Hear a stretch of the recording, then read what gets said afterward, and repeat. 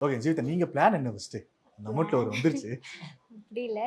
நான் இவ்ளோ நாள் என்ன விட்டுட்டாங்க இந்த மியூசிக்காகவே வீட்ல. ஸோ ஓ! நான் என்னமோ வீட்டுக்காக பாடு. எதுவும் பண்ணதும் கிடையாது. எதுவுமே கிடையாது. நீ ஓகே. மியூசிக்ல வந்தா போதும்னு என்ன அவ்ளோ சப்போர்ட் பண்ணி அம்மா, அப்பா, அக்காலாம் விட்டுட்டாங்க. ஸோ நான் அந்த 10 லேக்ஸ் வின் பண்ணது எனக்கு ரொம்ப பெரிய விஷயமா இருந்துச்சு.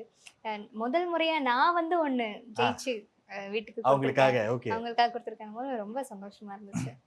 ஓகே. அண்ட் ஃபைனல்ஸ்ல இந்த டாப் ஃபைனலிஸ்ட்ல முக்கியமான ஒருத்தர் விக்னேஷ் அவர்கள். பிகாஸ் நீங்க சொல்லியிருக்கீங்க, அண்ணன் கிடைச்சிட்டாருன்னு சொல்லிட்டு எமோஷனல் மூமெண்ட்லாம் அது பார்த்து நாங்க எக்ஸ்பெக்ட் பண்ணல சத்தியமா.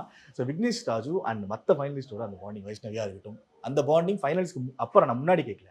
டைட்டில் வின்னர், ரன்னர் அப் அப்படி ஆனதுக்கு அப்புறம் என்னென்ன சொன்னாங்க? அவங்க பெர்சனலா என்ன சொன்னாங்க? விக்னேஷா இருக்கட்டும். இல்ல சீரியஸா விக்னேஷ் ப்ரோ நான் வாங்குனதுக்கு அப்புறமும் அவரு ரொம்ப ஹாப்பி அவருக்கு. அதான் நான் சொன்னேனே அண்ணன் தம்பி மாரி தான் ஆ, எனக்கு ஆ. அவரு அண்ணன். எல்லாருமே நார்மல் தான் எப்பவும் போல தான். ஓகே. யாருக்கும் எந்த இதுவுமே இல்ல. எல்லாமே ஹாப்பி.